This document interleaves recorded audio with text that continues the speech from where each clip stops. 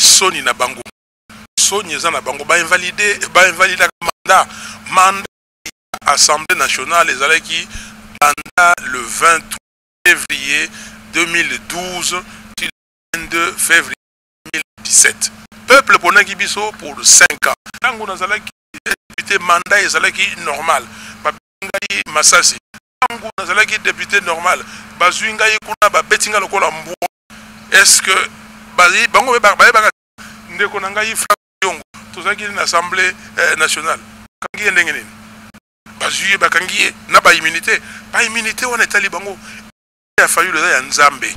Ndenge nini tokosala poto zo bokonzi ya l'état tofana na ki sala oyo na mitu na biso po tokende liboso soni.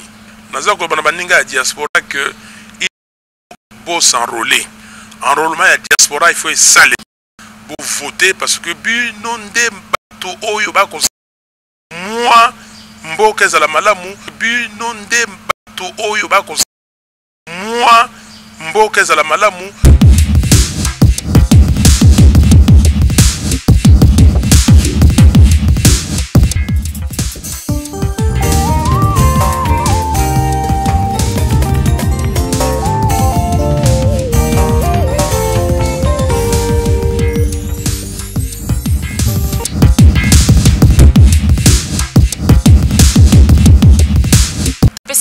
Boton Bisso à travers le monde Congo un partenaire. Bayimbo kato singo yambela bino mokolo ya lelo mwana mboka aboya kapenza benga excellence messieurs Martin Fayulu Zali Bongo Mokumbi Masolo ya na etoko beta penza moi Masolo etali politique to bien validation na ye le lenge pesi malobe belé bimina cc meto ko penza avina pona ko biso penza moi malamu Boka Martin Fayulu Mbote. Mbote ndeko. Déjà maloba pona bayeba kula elo. Na pesi bango Mbote na bango kaka la ka ezali tokuta na le 29 pe le 30 mai. Wana Kisasa tozali ko sali sa convention, troisième convention ya dynamique de l'opposition kuna to makambo etali élection makambo etali biso nde to komikotisa na kati ya makambo eza ko ndenge nini tomoni makambo ndenge nini tokoloba makambo bakawa po mboka na biso ezala na ki mwana mboka Martin Fayulu bato bakotuna penza mona mingi par rapport à na yo na ebite soki penza ko manu na penza malamu esali yo so nge penza ba invalidé yo ndeko ngai soni na bango soni eza na bango ba invalidé mandat Assemblée nationale ezalaki pendant le 23 février 2012 till 22 février 2017. Mandat ici là. Mandat qu'on sur le qui bon toke na dialogue le bio mikolo élection salamangité bato yo basaki mosala ma basali élection te to sala élection en décembre et comment na mokanda to bengi accord il y a 31 décembre 2007 il faut élection et salement union présidentielle, législative nationale, paix provinciale au plus tard 2017. Si quoi yango salamité. Bon, les présidents bato batiaki makolo na bango na parlement, kuna na assemblée nationale. Yango mokanda ni ne pesi bango nzela batena assemblée illégitime et illégale. Ngai na sina longwa yango no monaki na zongisaki mbongo. Na ko zo mbongo ya motana ko salate mais tant on a dit député na l'assemblée normalement j'ai comment qui invalide moi en tant que banda 2016 je crois février 2023 février 2000 ici là qui mais na uti ko yibisa yo que to bakisaki moke na accord c'est l'accord c'est la volonté du peuple congolais. Accord, c'est les forces vives de la nation. Na Sun City, le cola bandima qui est token de le 30 décembre. Yango na subisa qui le 31 décembre. Oyo yama na ibiangote. Donc, to tika makambo ya kolobake failli et validé. Mais il n'y a pas de mandat. Vous allez valider quoi? Parce que député nyonso bafuti bango na bango ya suka. Donc ceux qui vous allez député vous allez na toko silisi musala mandat bafuta ka bato 6 mois. Alors bafuti 6 mois on mandat isili menene sili musala ba peuple ponaki biso pour 5 ans. Un député est élu au suffrage universel que pour un mandat de 5 ans. OK? Peuple est voté pour 5 ans ici et coquille mais il fallait pas ça libre élection token dialogue ça to bakisi ici to sala nini oyo batikali oyo baza koluka po babetangwa baluka ba nini o bake bon tolongoli parce que atika koloba parce que ceux qui a lui tokozwe na procédure de flagrance azana ba immunité mais qui député bako kanganga kuna tango nazalaki député mandat ezalaki normal babingai masasi tango nazalaki député normal bazwingai kuna ba betinga lokola mbu est-ce que bazi bango ba ndeko nangai fraction tozaki na assemblée nationale kangi ndenge nini bazui bakangi na ba immunité on etali bango ya fayu le ya nzambe. OK? Immunité ali nzambe moto apesa immunité elle parce que oyo ba betinga masasi c'est que immunité c'est là qui na kufa donc ba betinga masasi wana est-ce que immunité kufate non ezali biloba loba ezali buzoba que bazolinga koluka sujet ya polémique bato masolo na monoko mais bango bato bosana ke fois kende mona mboka filu bato tuna pourquoi seulement Binomisato yo de Francis pe Olivier Kamitatu mais retourna bango parce que pour la nini banda assemblée et salema bazo tango tuzaki na molongo na nzela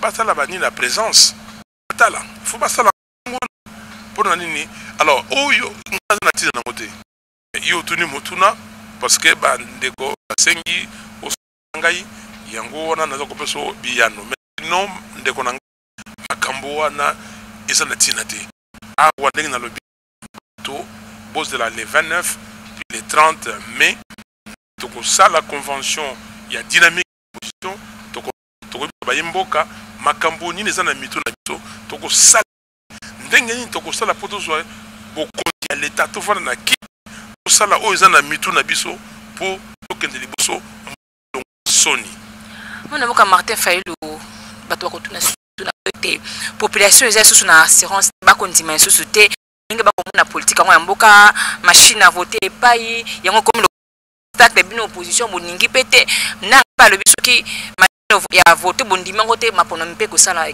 mate na ngambo ensemblement bango kuna bakoloba ete si mona mboka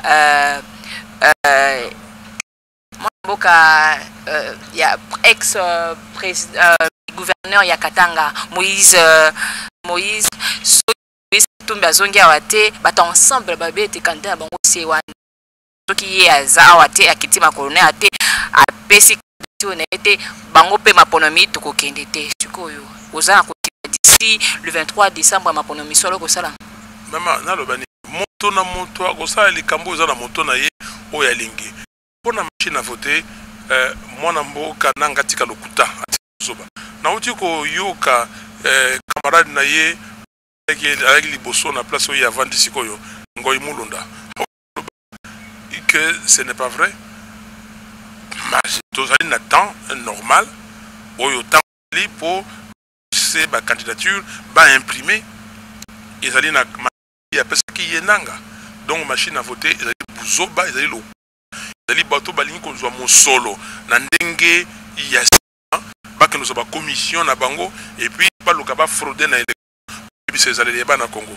Donc alors makambo yo ensemble Italie ensemble les décisions o ya dynamique bokoya les 30 bokoyoka ya 30 mai oyo bokoyoka ngondengi tokoloba pona biso namboka Martin Fayulu mali wa musuba to bakoloba ete pour bino sto opposition koloba ka poza solo ba opposant pour nini te bosangani bino sto pona kwa majorité présidentielle.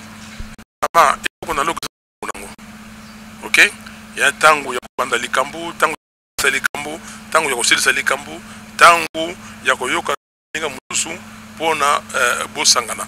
Tozali na rassemblement. Tozali balisanga mingiawa. Tozali na dynamique Tshisekedi zango biango, tozali yango bisoyo, tozali liboso nango. Na kati ya dynamique tant tozali biso nyonso. Dynamique de l'opposition. Tozali na kati wana. Tozali na kati ya rassemblement président Tshisekedi mémoire à bengi saki biso na Genval to sali yango donc sikoyo makambo zali ndenge zali to zela na mikolo yeko mona makambo yeko leka to ko mpinza na suka mona mboka même to kabwana penza na yo mukula lelo biso maloba na yo to pe réaction na yo par rapport à mona tada sili koloba kuna na Guadolite ete bakoka ko voter président Kabila yango ko l'accession au président Kabila ko zo 3e mandat.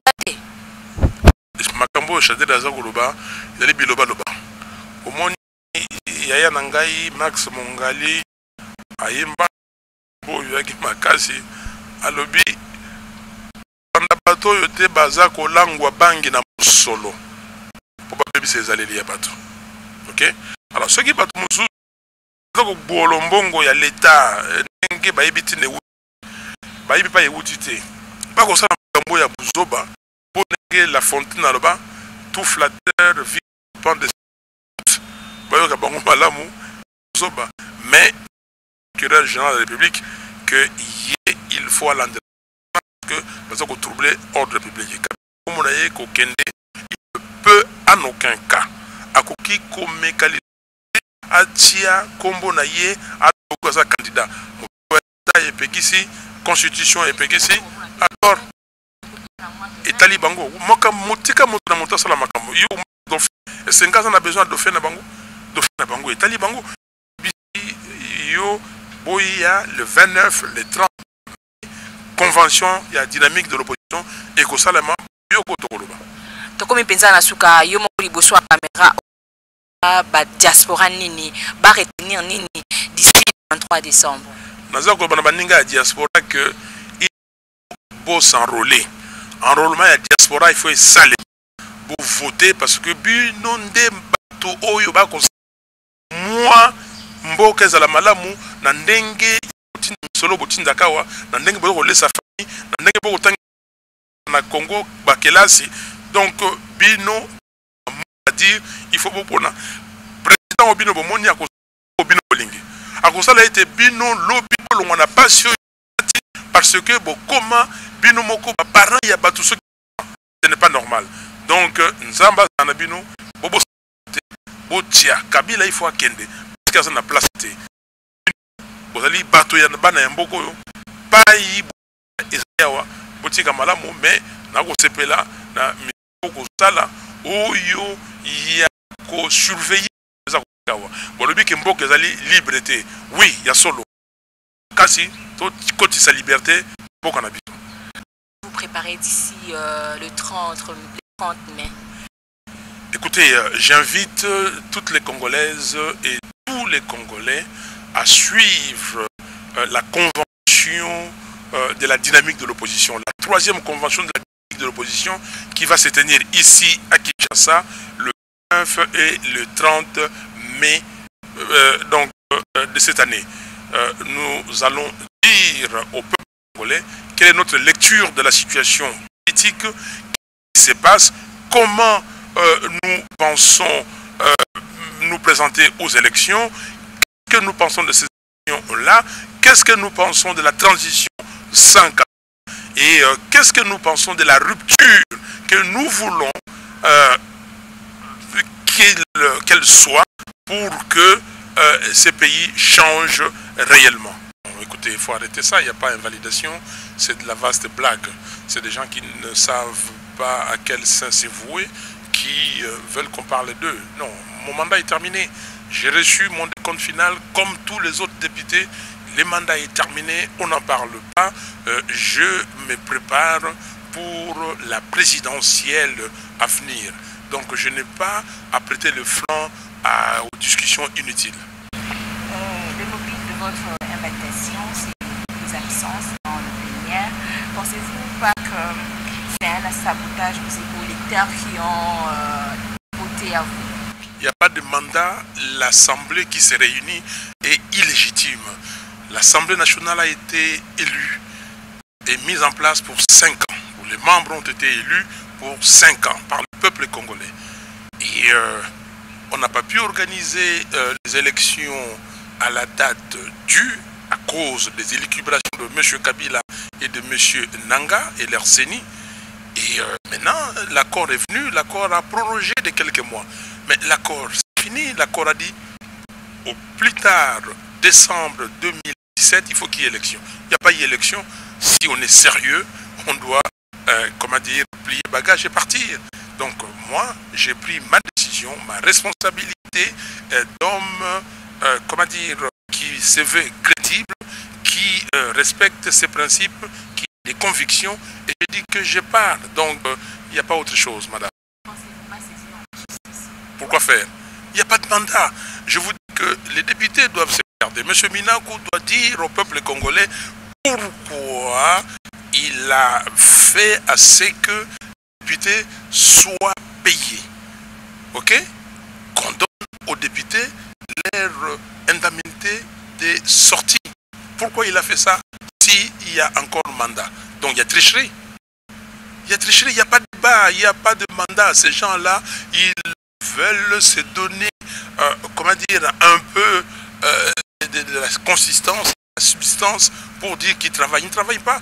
Mais de toutes les façons, si les députés devaient être invalidés pour cause d'absence, je ne sais pas si l'Assemblée nationale pourrait avoir sa moitié encore députée. Si les activités portées sur vous est vrai, pourquoi avoir ceci de participer à l'Assemblée nationale? Mais je vous dis, madame, il n'y a pas d'Assemblée nationale. Nous avons dit qu'il faut qu'il y ait élection au plus tard décembre 2017. Passer les délais, c'est-à-dire au 1er janvier 2018, s'il n'y a pas d'élection, tout mandat électif, toute institution à mandat électif est illégitime et illégale. Je respecte.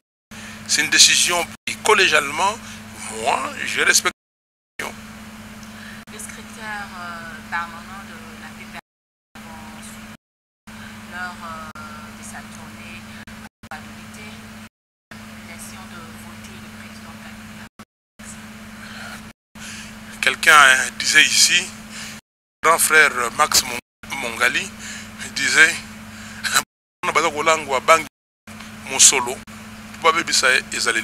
alors si les gens sont en train de vivre l'overdose, problème, Kabila ne peut plus se représenter en aucun cas.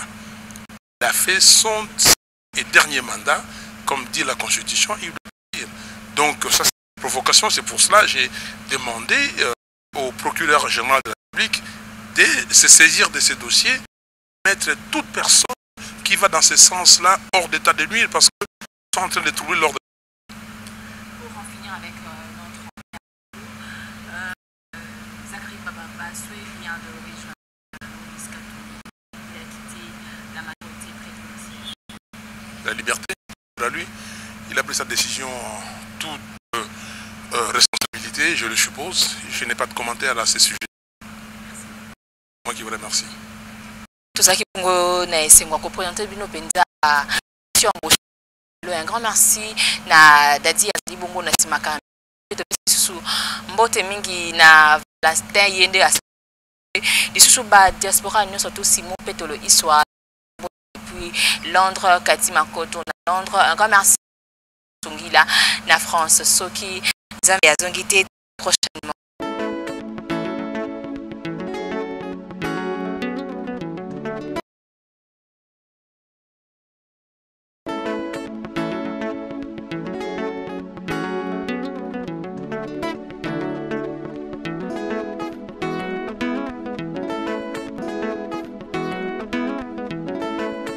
Voilà.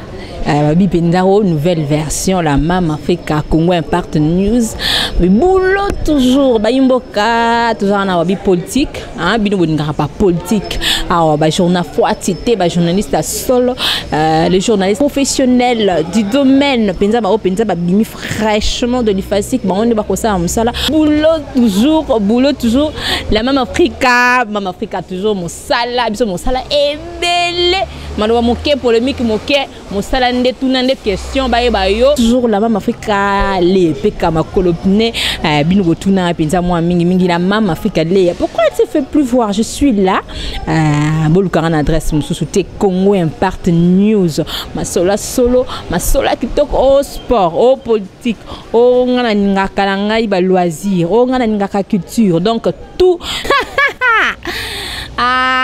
babi rien à dire Congo Impact News on est troyé banani ba journaliste banani ba journal foati internet des zongi mama sérieux pendako veut dire la maman Africa yena mama sérieux mo sérieux zongi na internet vérité a même bino penza version ya sika ba penza internet ekota ki malili buzo bebele ba journal foati ba BBC musala biso to ça fait musala bi que to memande télévision na kati internet doit donc minga on le bezate bon monde na ba surpris bon monde ba maman be mission ba fait des sociétés ba SOS bon monde na penza la maman Africa ba bi maman motema boboto ba bi rien à dire oh koto kuna la maman Africa za na Congo Impact News mosala nde biso a mosala biso maloba muke o ngaki ngandi o nganganga nana ebio sala mosala biso mona na banda kala initiative ya Mama Africa ya osala bino Congo Impact News. Vous ne serez pas déçus. À bientôt.